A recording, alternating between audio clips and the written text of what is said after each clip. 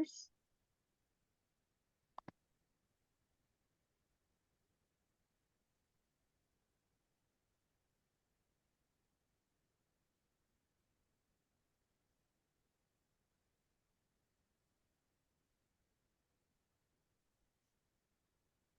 And Kelly just joined too.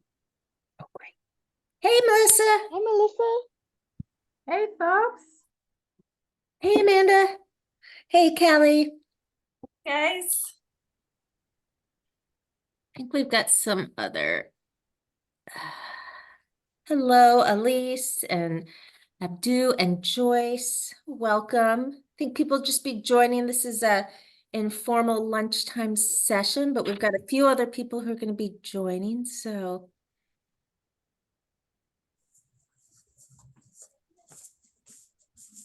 I can't decide if you are in Seattle today. I cannot decide if sun is going to break through or if it's going to rain again.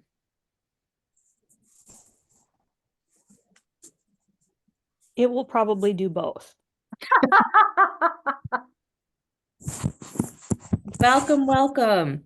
Welcome to Seattle is what that is the weather of Seattle. Yeah. Yeah, I'm gonna go ahead and get us started.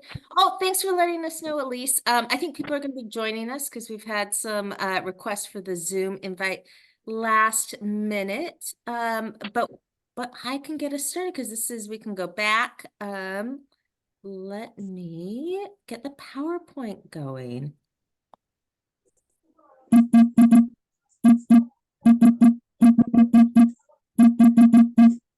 If you are maybe making that hear a noise in the background, looks like, I hope that's not me because everybody else is on mute.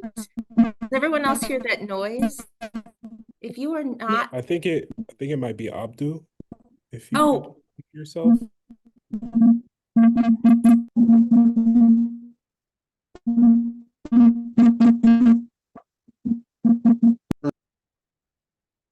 okay, perfect. Thanks, Abdu. I'm going to go ahead and get started.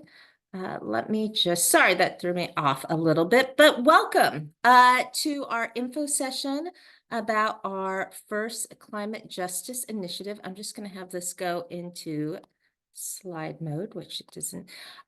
If you don't know me, my name is Emiko Atherton, and I'm the Executive Director of Social Venture Partners Seattle, and I'm joined by the three other, I'd say, like talent and brains and passion behind our first climate justice grant-making collaborative. I'm going to talk a little bit more about SVP, and Kelly will introduce herself, but first I thought I'd turn it over to Terrell and Jordan, who can introduce themselves and just share a little bit about Basilica Bio.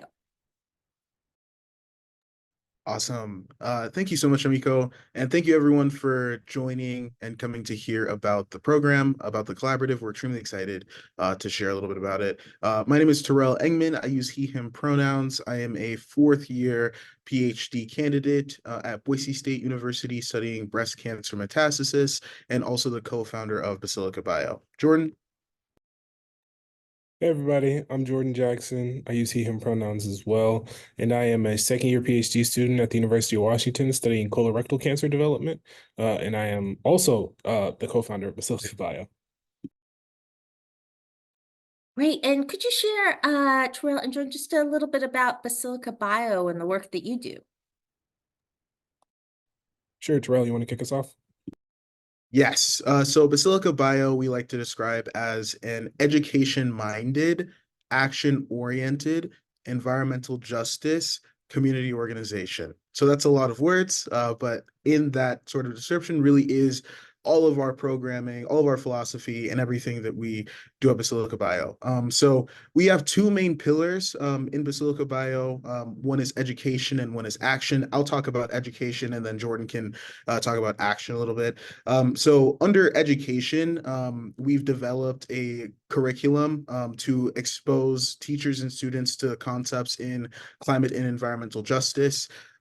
That's called What's Wrong with Avery, where we follow a central character that is dealing with the issues of their health, and we as a class then get to go through and see how their community structure is actually contributing to their health outcomes. And so that's again sort of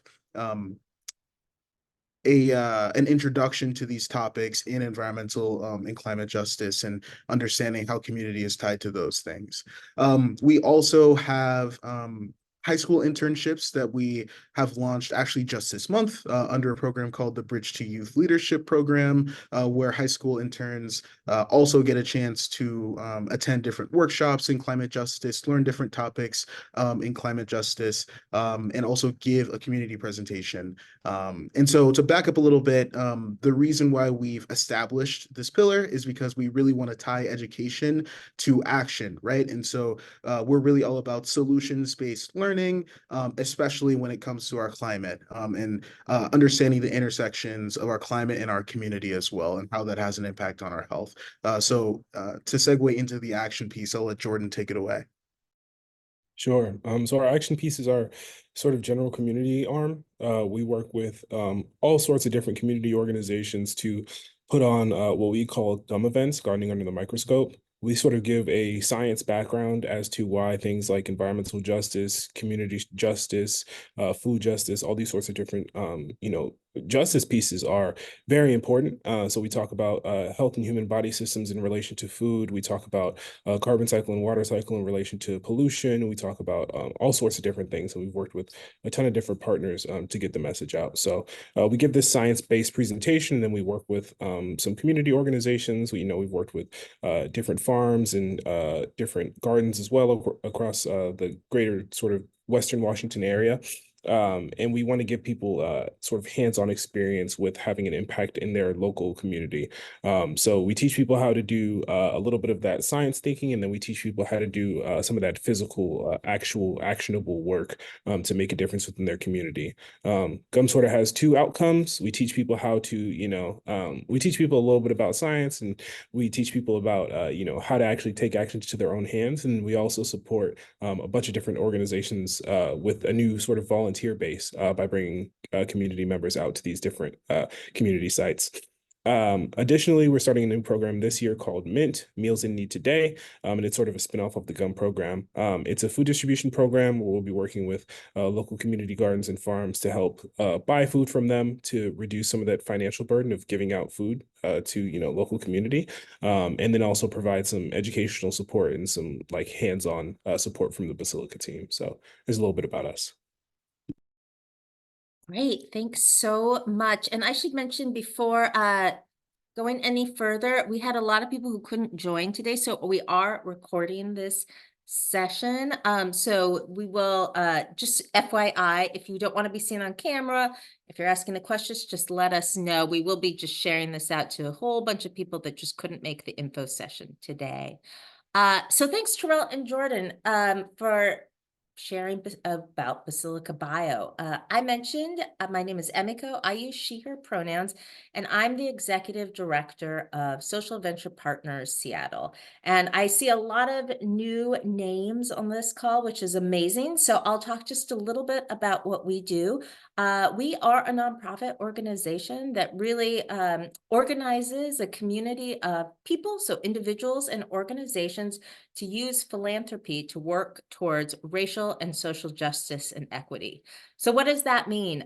We're a really cross-race, cross-class group of people that like to share our time, our talent, our treasure, and our ties to advance causes that we care about under the umbrella of racial and social justice.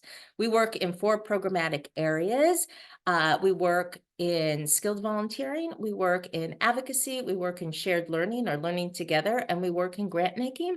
And what's so great about this program today is it really encapsulates all of them.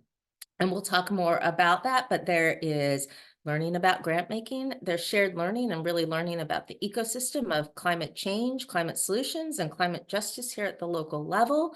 There will be skilled volunteering, I think, as a result of this. And really by serving on this, you are offering yourselves up as skilled volunteers. And that really will also be learning about advocacy and why what's happening at the local level is part of a larger system and how we can influence both local, national, and international systems.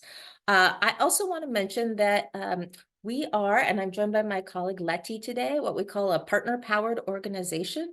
This is really a place where people can come and bring ideas and really dig in. And I say that all because we are joined by SVP partner Kelly Chang, who I'd love, Kelly, if you introduce yourself, who really brought this idea to me. And the reason we're here today is this was really under Kelly's, I think, vision, and we worked in partnership, and she was a volunteer to design this program. She was the one that really reached out and built the partnership with Terrell and Jordan. So I just want to give Kelly a big credit. And Kelly, if you are able to just say hello and a few words about yourself. Thanks, Emiko. Hi, everybody. Thank you so much for being here today. I think Emiko's giving me a little too much credit there, but I do have to say that this is a really exciting collaborative. I have been an SVP volunteer for, I don't know, 3 or 4 years, but I have been involved with SVP for decades, honestly, and initially as a grantee at a partner organization. So I've really seen the evolution of SVP's approach to collaborative and collective grant making and really making sure it's a shared learning. So I think what you'll notice is something that Terrell and Jordan and Emiko have all touched on already today, and that is the coupling of learning with action. And that really resonates with me, not only because it's so essential and it's a way that we can broaden our impact beyond grant making, but also because I have a high schooler who comes home every day and it's like, it just seems like so much wasted bandwidth that, you know, we're all sitting there in a classroom and we're learning about important things, but we're not doing anything about them. What if we could learn and do at the same time? And that goes back to Basilica Bio's 2 pillars of education and action, but then also that we aren't just doing grant making, we are doing collaborative grant making. In addition to some skilled volunteering that I've done with SVP, I also served during COVID on a new grants committee where we tried to, in collaboration with SVP partners and community members, redesign the grant making process so that it was more equity centered and more done in collaboration with community and really community led and empowered. And what we realized through that process was that we needed to be more focused and structured in order to do that really well. So what we're presenting to you today is a new pass, like version 2, at doing grant making in deep collaboration with community as a result of some of that learning. So this is piloting a new project.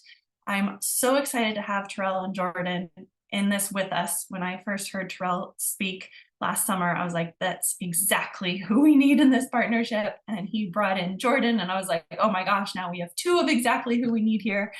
So I'm so excited, and I'll stop talking there. But this is an evolution of learning and grant making in combination. So welcome. Thanks so much, Kelly. So what I'm going to cover today, most of it is in the information packet that you can find on our website, and Letty will put the link, but this is really a chance for us to cover it more in depth. You can ask any one of us questions. We do have question and answer at the end, but if you want to ask a question in real time, please just like raise your hand or put something in the chat box.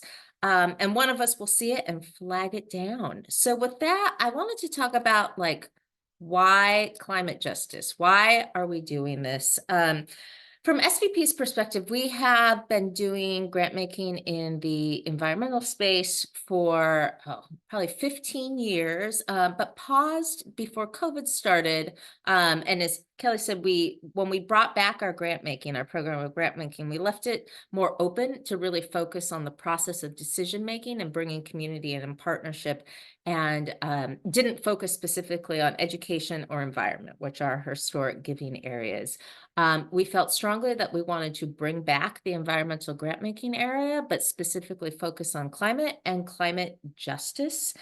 This is something that is aligned with what we call our Reimagine vision, or really highlighting the communities, I think, less seen more traditionally by philanthropy and elevating them up, but also working in partnership with community-based organizations versus for, which is how we arrived at this amazing collaboration with Basilica Bio.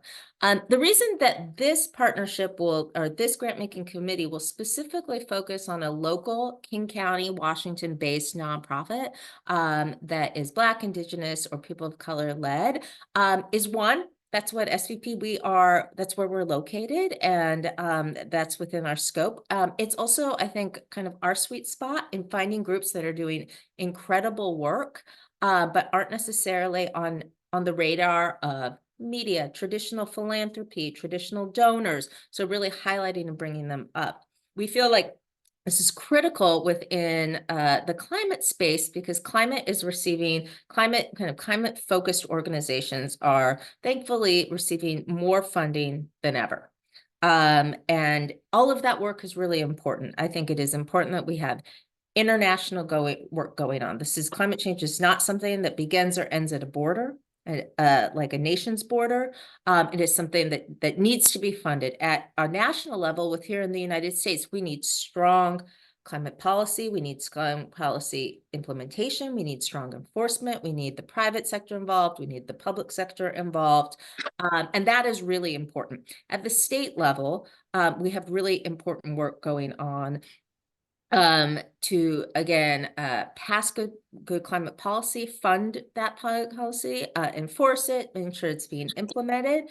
And we're seeing a lot of traction in here. We've had a lot of leadership under our governor, Governor Jay Inslee. We also have it at, I'd say, the city level with some more traditional groups. What's not being funded and is so important as part of this ecosystem is really those more localized efforts that are really working with community who knows themselves to figure out, what do we need? So it's not an either or. I think it's incredibly important. But while all this funding is starting to be directed at climate solutions groups, very little is actually making it to BIPOC-led justice-focused groups. And I brought this quote up, which is something that the Donors of Color Network cites in their effort to get more funders to really fund, again, BIPOC-led justice-focused groups that are working on climate change. So that's why we arrived at climate justice. And Jordan or Terrell or Kelly, I don't know if you wanted to add anything to that. I should just go to the next slide. No, I think you summed it up well. I think overall, part of the reason why we started this organization is because, we found that environment is just really the basis of anything. When you talk about, doing any action, when you talk about, making any decision, it always comes back to, how safe are you in your environment, and how if you're able to really make a difference within your community. And so part of the sort of the reason why Basilica Bio got started up in the first place was because we were having conversations about climate, we were having conversations about justice and all these sorts of different topics. And so, it was just the next logical step to sort of step into the space with SVP. So yeah. Great. So what is the collaborative? The collaborative is really a space where community leaders and SVP partners will come together to learn about climate justice. We're going to be focusing more on the local level. That is going to be something that is led by Basilica Bio. So really we see ourselves, I'd say, we see Basilica Bio as really the subject matter experts on climate justice and different organizations doing the work here, where SVP really has a long history of doing the work more in grant making and identifying partnerships, offering skilled volunteering.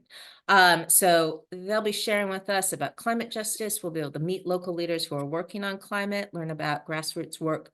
You'll also learn about grant making, traditional grant making, but come up with a process to decide how will this group really make a decision about who the next SVP grantee is, because being a grantee at SVP is more than just a grant fund, but it is entering a multi-year relationship where we move money, but we also share our skills. So we call that our time and our talent, our ties, opening up relationships. I mentioned a lot of the groups we are going to be focusing on this collaborative don't have the relationships that maybe traditional larger white-led nonprofits have with philanthropy, with decision makers, with donors, with access, I'd say just access to resources. So being able to open that up.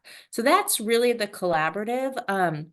There will be a curriculum, again, focused on climate and a curriculum focused on grant making and partnership, but there'll be a lot of space to build relationships, collaborate, and really decide not only the next SVP grantee, but also how do you make that decision? Like, what does the decision-making process look like? We also want to say that, well, we right now just have funds for one grantee. We want to be able to figure out how to amplify all the groups that we learn about and really share those out with our community here at SVP and beyond. So that's the essence of some of the collaborative. The goals. So these are in line kind of what I was just talking about, is that we really want to promote and implement climate justice principles and philanthropic giving. And again, just we define philanthropic giving as your time, your talent, your treasure, and your ties. We want to shift power and wealth. That is a big thing that SVP does, and it's important to us. And that we want to develop partnerships between our community and the locals doing the work. And Terrell or Jordan, Kelly, if at any point you want to just chime in, let me know. And then who are you? Who will be part of this? So this is interesting, and I'd actually love for Jordan, Terrell, and Kelly to weigh in on the next slide, but we're actually going to have two groups participating in the collaborative. We have something called the Community Advisory Committee and SVP Partners. This is a way to bring SVP partners together with community leaders, but in a way that that really honors the time of our community leaders and honors their expertise. And so with that, I'm going to move to the next slide that just talks about the process. And maybe if one of you, either Jordan, Terrell, or Kelly, want to just chime in on this slide. Yes, I would be happy to jump in here. Thank you so much, Emiko. These are all fantastic explanations. So yes, like Emiko mentioned, we have our collaborative, which is made up of two parts. We have our grant making cohort, and then we have our advisory committee. So the advisory committee is going to be comprised of folks that are that have lived experience or that have positions within the community that work close with climate justice or environmental justice, and that also would be able to lend great perspectives to the entire process. So in making sure that we are held accountable to a process that lives up to its expectations of having equitable outcomes, and identifying a grantee that really is from the community doing work that we feel aligns with the climate justice principles that we'll identify. We wanted to establish an advisory committee, and a few of the folks that we've invited to sit on the advisory committee are in here today. So thank you all for coming and hearing a little bit more about the collaborative. And so, yeah, you'll be working closely with the grant making cohort, which will be making decisions in terms of the grantee. And so we wanted to make sure that this was an informed process, right? So that's why we have these two halves in the collaborative. And then we go through an iterative block structure where we have 3 blocks. The first block being the intro to climate justice, understanding what it is, and also an intro to grant making and the function of grant making, and in particular, the way that we're trying to innovate grant making, right, with shifting power and shifting resources to those that are most impacted by climate justice. And then the second block will be understanding the need and the context, the landscape locally in King County. What sorts of projects are going on now? How are they impactful? And what would funds do, right, in order to help that process along. And then block 3 would be building productive, lasting, and restorative partnerships, right? So that's not only with a grantee, but also within the collaborative, doing some intentional work to, like Emiko mentioned, establish partnerships within the collaborative, and then also with partners, that are doing awesome climate justice work in King County, even if they're not the grantee, right? And so those are the 3 blocks. In each block, we'll have an intro to the principles and context. So whether that be climate justice or otherwise, applying the principles through grant making exercises, and then recommending the cohort to the advisory committee. So what that means for each block will be different. So for the first block, it's a little bit small, but we'll develop a process for a grant making decision. And then we will generate a short list of potential grantee partners. And then we'll actually make the recommendations in that last block that I described earlier. Okay. And then we'll get feedback from the advisory committee. So all of this process throughout each block is overseen by that advisory committee, so we can get their perspective, expertise, and make sure that this is as equitable of a process as possible. Does anyone else have anything to add to that? That was fantastic. I think what I just want to highlight is that we are using the grant making process and exercise as the engagement to build bridges and create learning. So yes, we will have a grant decision at the end of this, and there will be a grantee and a multi-year partnership, and we'll put a lot of thought into that. But the idea is that if you participate in, per se, the grant making cohort, you have had this rich applied learning related to climate justice and grant making that you can then apply in your own philanthropy, that you've made some new community relationships, that you can also consider some new perspective when you talk to people about climate justice and climate philanthropy, so that there's a lot of other pieces that come through this. So you have the grant, you have the learning, you have the relationships, and then probably one of the most important things that is at the center of this approach is that we're trying to achieve that power transfer. So the advisory committee really is the decision maker in this. So while the grant making cohort is doing the learning, making the recommendations, doing the legwork, doing the research, having the conversations, structuring the plan, it's that recommendation to the advisory committee to get the community insight, both in terms of, are you considering the most important elements? Have you understood the need and the landscape well? And is this an equitable decision? That is kind of the essential function of the advisory committee to complete that, not just the wealth transfer through the grant making, but also the decision-making power resides in the advisory committee in partnership with the grant making. So that's kind of what's built into these blocks. I'd be happy to field any questions if anything about that's unclear. Great, thank you. So what are the logistics? I know this is a big question. So we are going to kind of move fast and furiously, but in a, I think, moderated time frame. So we'll be meeting over the period of 3 months. I believe there are 9 sessions total. Most of them are virtual, although we do have kind of the beginning, the end, and a middle one in person. That is at Bird Bar Place, which is in the Central District of Seattle. And you can see all the dates there. They're every other Thursday. They're going to be from 6 to 8. Zoom meetings will end earlier. The in-person, we're going to take advantage of the fact that we are in person. We'll have dinner provided at those, and you'll have time just to meet others within the group, and then the others will be on Zoom. So those are the dates. That's also in the information packet, which Letty put a link to. You can download it on our website. So how do you apply?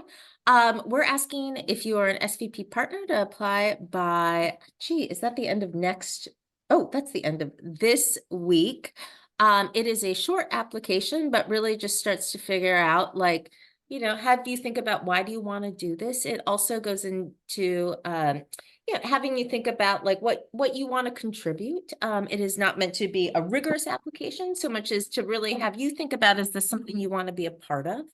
And then if you are an advisory committee member, you email our Friends of Basilica Bio at info@basilicabio.org. We'll let people know by the 1st so you can plan to attend.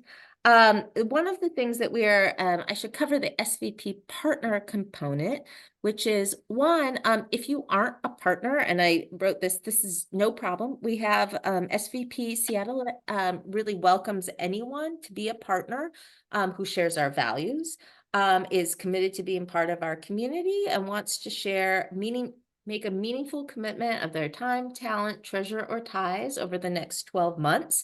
And I can talk to you more about that. If you are familiar with a kind of a SVP of a few years ago and past, we used to have a minimum contribution level that we asked people to give. As we really redefined what we think philanthropy is, we wanted our partners, kind of our partner model that we call it, our business model, to reflect that. So really anyone, again, just to reiterate, anyone who shares our values, wants to be a part of our community for the next 12 months and is committed to making a personally meaningful gift of time, talent, treasure, or ties. We ask also everyone who joins the collaborative, we said to attend 90, that's not really, because there's not 10 sessions, but to aim to make it to, I'd say, 7 to 8 of the sessions. We feel like accountability is really important. We want to show up. We want people to build relationships, and we will just prioritize people in the application process that can attend as many of those events as possible. That's probably one of the bigger screens that we'll be looking for at SVP is this something that you're able to fully participate in and committed to? And then we ask everyone to consider making a personally meaningful treasure gift. So it's a financial gift to a nonprofit that they learn about through this. This is not something that we'll be tracking, but that we ask you to consider doing. And again, personally meaningful really is what's meaningful to you. That depends on so many things, and we'll talk about that more. It could be, a $50 gift. It can be a $500 gift. For some people, it could be a $5,000 gift.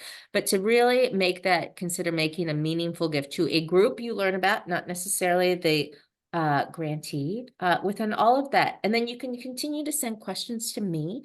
But with that, I'm going to stop sharing screen so we can see each other. And this is really informal open Q&A. And if Jordan, Terrell, or Kelly want to add anything else as I stop sharing screen just to ask some questions, go ahead and chime in. Yeah. So to your last point, to be clear, the requirements for the grant making cohort and the advisory committee are different. So the requirements on time for the advisory committee were outlined in the packet that I sent over. It's 2 90-minute grant making sessions is what we're asking, and the ability to give feedback on documents in a timely manner.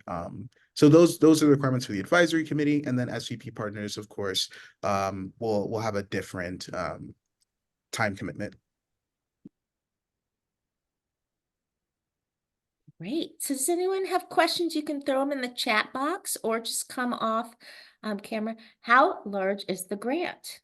Great question. It is, so the question is, how large is the grant, or is it based on fundraising? It is both. So we have made a minimum commitment to do a 3-year, so it's a multi-year grant, which is how SVP does its grant making, at $25,000 a year. So it'll be a minimum of $25,000. It could be that we have some additional donors that come forward and want to make kind of donate additional funds. So it's both. It is floored at $25,000 a year for 3 years. It could go up, or there could be 2 grants should we find a funder that might want to donate additionally to that. Great question. Will SVP partners have to do additional work between sessions? Kelly, I feel like you might be well poised to answer that question. I didn't mean to call on you. No, I think I would recommend it. We have some, we'll have some reading materials, and there will be some need outside of those 90-minute sessions to pull together. Someone will have to prepare the recommendation for the advisory group.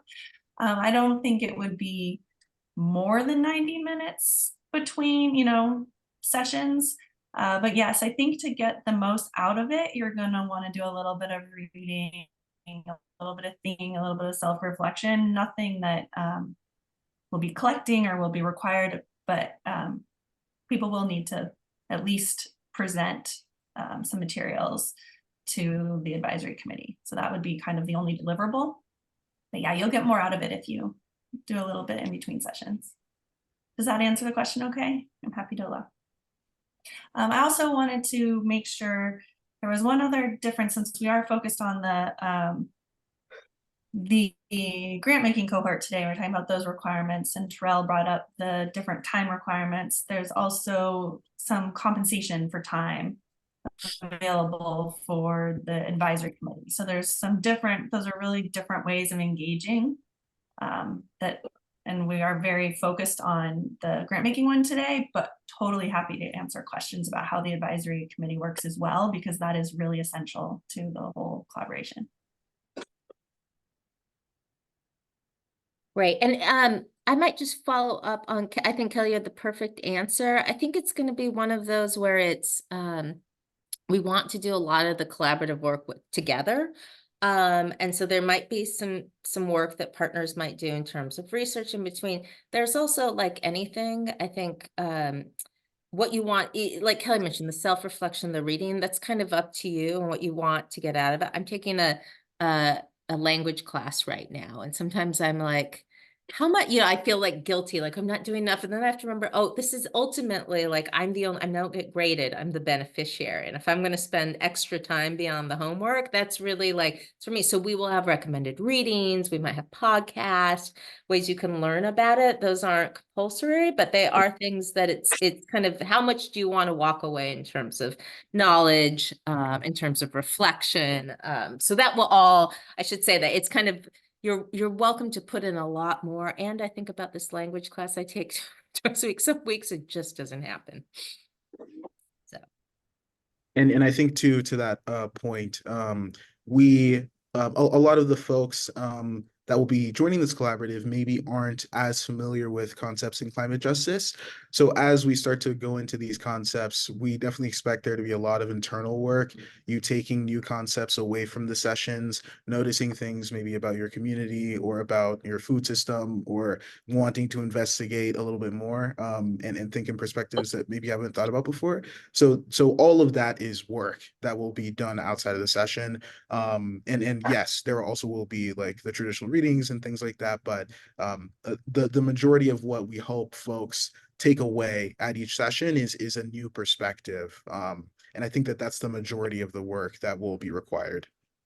Yeah, absolutely. There's going to be a lot of Okay. internal work. In terms of what the sessions themselves will look like, it's going to be very collaborative, a lot of, sort of talking, bouncing ideas off of one another and things like that. That's how we like to present information. Basilica Bio, I'll speak for us. That's how we like to sort of present information to get concepts to stick, is by having very open conversations about these sorts of things, especially when we're talking about, such, big topics as climate justice, right? So, yeah. I think we've done a lot of thinking over the last, 6 months-ish, 3 to 6 months. And I mean, part of the reason Basilica Bio is such a powerful partner in this is because they have the educational perspective and the curriculum to bring to this. So instead of just being like very broad climate justice grant making, like we have been really intentional about packaging the climate justice principles into some grant making applications, so that you'll have some really specific questions and applications to dive into that I think it'll be digestible and as deep and nuanced as you can take it as applies to your life. So that's our goal, really, is to make it kind of irresistible to engage with, because you'll be really well set up with the principles and the application side by side each 2 weeks.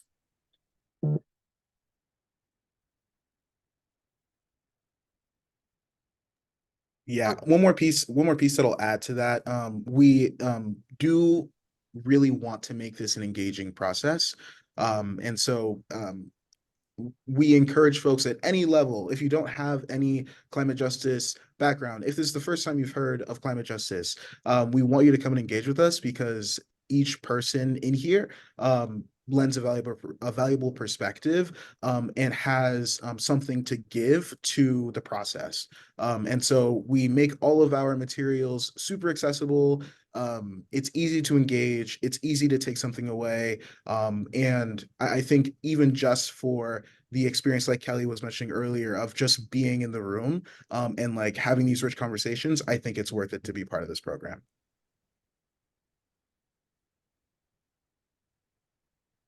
I just had a clarifying question. I really appreciated the slides, and in particular the process slide. I just want to make sure that I understand. So we are at the end of the day hoping to create a collaborative of organizations and individuals from those organizations who are learning together around climate justice, and then creating a grant process, writing process, so that we seek a recipient for funding and support from SVP in the long run. And along the way, we all are better for it. So we learn as a community around this work and can support ideally the recipient in some way when they receive that.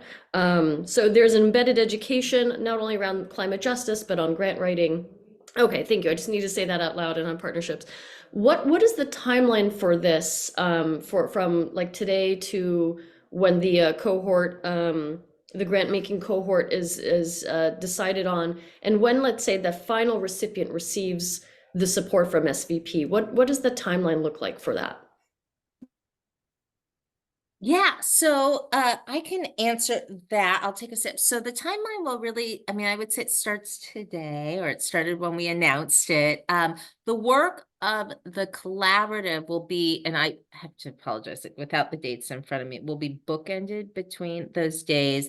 The things that are not on there would be, we would love to do kind of a celebration afterwards, something more public, and that'd be something we'd love for as many people to come in person. In terms of the grant, those in general are awarded within a few weeks. I mean, there's not like a 6-month delay. The way, and this is actually pretty cool, the way that the SVP board they used to approve all grants, and the way they do it now is they just approve the grant amounts for the year, and then each, in the spirit of really shifting power and decision making. So like I have a grant making bucket every year that the board adopts as part of our budget, but then within that it is up to kind of how either future or past grants, like I know EarthGen is a past grantee, so if you're a multi-year grantee, that's just built in, and then new grants are just, Letty and I are able to kind of process those as soon as the committee makes the decision, and the we do like an official grant award letter that we have them sign, and usually we're able to send it within a few days. So that's a little bit in the weeds, but it just gets to how really SVP has changed its grant making process, where they used to send like the slate of grantees every year, even if they'd already been approved in prior years. And now all of that is gone. We don't have to wait for a board meeting. That's wonderful. You're hoping it goes live sometime in 2024. Well, Oh, I mean, really the summer, like the check should be cut in the summer. Got it. The check should be cut in the 2024. I think the important thing to realize is block 3 is that decision, right? So block 1 is how will we make a decision? Block 2 is who should we be considering in this decision, and what's the landscape, that the needs and the context, like how do we, what's the decision set? And block 3 is making the decision and launching the relationship. So it will all be done within this cohort. Some of those learnings will spill over, right? Relationships and the connections, like we hope that will persist, but the grant making will be done in the 3. It's a great question, because I think one of the things that we've learned is that, well, we might want to, like, if we extend things too long, it's just harder for people to participate. Well, so while it will feel fast, I think it allows more people to participate. And we actually wanted to end it before summer starts, when people who have children often aren't able to participate at night, or like the world just changes in the summer, as I think many people are nodding their heads. Savannah, I'm sorry, I think I cut you off. Oh yeah, no worries. I'm just trying to make sure I fully understand. too. As far as I'm understanding, there's the SVP partners and us advisory committee, but then there's the people applying for the grant, and we're kind of talking about them throughout working together. Is that correct? Or like, where are the recipients coming from, and how is it being advertised to the potential recipients? Do you want me to speak to Yeah, that? Kelly, you looked like you were gonna. I'll go for it, but feel free to clarify. So first point is, I expect there to be a lot of overlap between the advisory committee and those who are eligible for the grant. Those are not mutually exclusive groups. So you will have potential grant recipients participating in the grant making decision. Whether or how it is advertised may be somewhat determined by the process in block 1 that the grant making committee, in consultation with the advisory group, decides that maybe that needs to be part of the process. We have done a lot of work, well, and by we, I mean Terrell and Jordan, have done a lot of work of help because they already have a lot of the relationships and understanding of the community, and you two can elaborate on this, of helping us, because Emiko and I really walked away from learning from the last time that we need a little bit of a constrained decision set to go deep. Like, to go deep and really have some learning, we need it to be digestible so we can get into the nuances. So we're doing climate justice, we're doing King County, BIPOC led and serving, like all of those things. But Jordan and Terrell have helped us start to narrow who is really doing leading edge grassroots work, all of those types of things, who is working with community right now, so that we have a defined set. But that'll be the work of block 1 and block 2, is to really specify who are we deciding between, and how can we build relationship with, support, advocate for, both with respect to policy as well as philanthropic giving in general. How can we advocate for all of the organizations in that potential set, whether they're on the advisory committee or not? Now I invite Emiko and Terrell and Jordan to correct me where I'm wrong and clarify anything that was unclear. Kelly, I think that was great. Maybe just some additional points. If you are new to like the SPP grant making process, we used to, much like a lot of philanthropy, do a more kind of open call. People sent and I'm sure if you've worked for a nonprofit, you've probably sent in a grant application or a letter of intent. One of the tenets of the Reimagine vision is really like removing that burden from the nonprofit organizations and people doing that work while still finding the right partnership. What that means is, I will have a certain set of criteria, like the application process, should you as a cohort decide to do one, can't be laborious. I think, can't be extractive, that it's really about finding the right partnership versus like there's a better group than the other.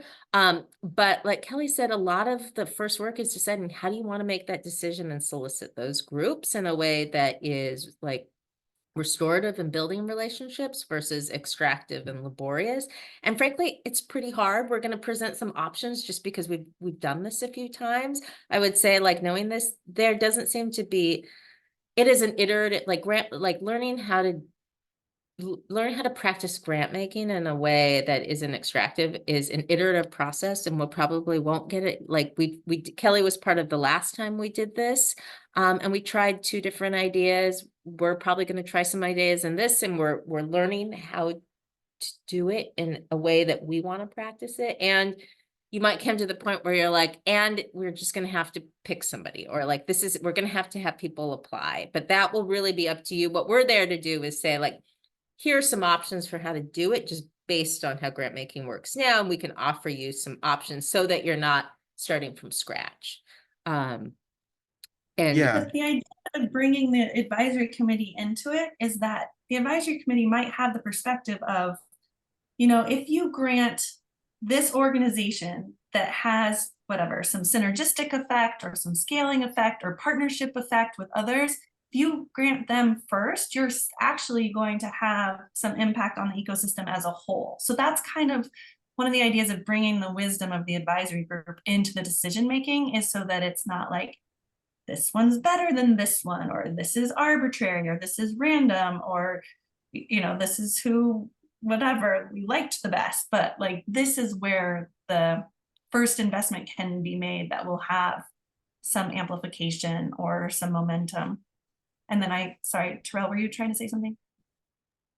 Yeah, I was kind of echoing what you just mentioned, which is this is why the advisory committee is incredibly important for this process, because we are essentially the way default we have it set up right now. And this is, again, like both Kelly and Emiko have mentioned, this is something that we could be flexible on, change, and iterate on. But the way that we've set it up now is we're identifying a partner to support through this program, right? And so, Jordan and I are familiar with the landscape, but we also then want to bring in other folks that are familiar with the landscape, and then also bring in SVP partners to engage with us over these different concepts in climate justice, so we can then identify who can be supported by this pool of funds, through this program. So that is like how we've set it up right now, is identifying a partner. And there are several benefits to that process, like Emiko mentioned, is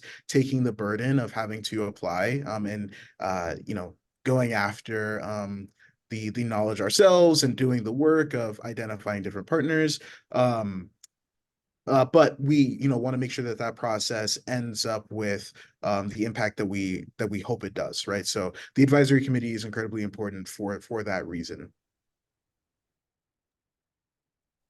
I will also say, I think Abdu had a good question in the chat. So there is some in-person components for this program. But if you are interested, and I think that SVP for the most part is region locked in terms of like grant funding to Seattle folks. But I would say if you could email us at info@basilicabio.org, I'd love to have a conversation with you about getting some action going in your local area. Thanks for tuning in, by the way, as well, all the way from Tanzania. But let's have a chat personally, and we can talk about what action might look like out there.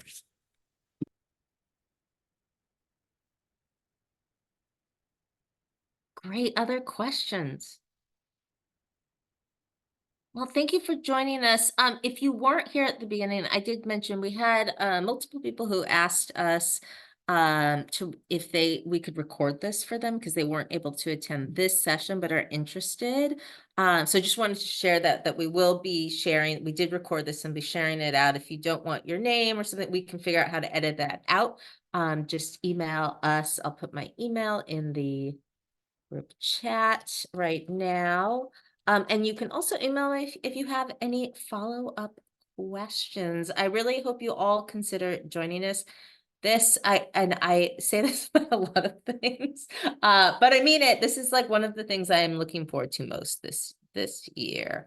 I think this is going to be really, like, if we didn't say it already, like, this will just be really fun. I think it'll be challenging. Like, some of the work we're trying to do is just, there isn't a model for, which makes it exciting. It also makes it challenging. Again, if you are interested in being a partner, please reach out. I would love to have you join us and have you as part of the collaborative.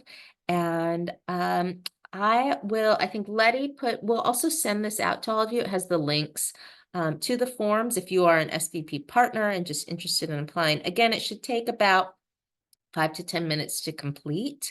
I think it's mostly just thinking about, why do you want to do, like having you think about to yourself, why do you want to do this? And is this something that you want to show up for 9 times? In a way, it feels like not very many times. In a way, it feels like a lot. So I think it will be really transformative work for us, but it will be also individually transformative work. So, and I am so honored and excited to work with Terrell and Jordan and Kelly. It has been really fun and probably one of the most collaborative things I have done at SVP. So it's just been really special, and I look forward to having you all join us in this really unique journey that we're about to embark on. So thank you. Thank you, everyone. Yeah, hope to see you in the collaborative. Have a great day. Thanks, Bye. y'all. See you. Thank you.